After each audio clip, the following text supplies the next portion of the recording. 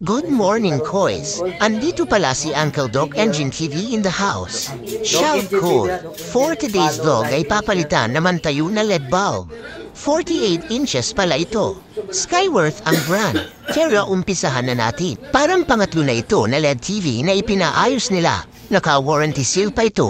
Hanapin natin kung saan portion yung busted na bulb. Karamihan sila ng Skyworth Smart LED TV ay walang backlight. Tapos hindi lahat ay busted yung bulb, isa lang yung nababusted dito.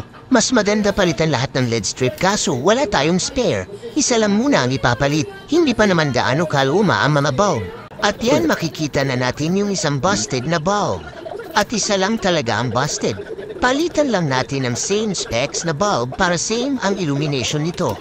At ito ang bulb na i-replace natin. Kinahoy lang ito sa ibang TV. Nahinang ko na ang bulb at pailawin natin. Yun okay na ang LED strip. Subukan naman natin pailawin gamit ang sariling board ng TV. Yun goods na. Makikita na rin ang logo ng Skyworth. At yun goods na. AA na. Kois El Yuri TV. Follow, like and share.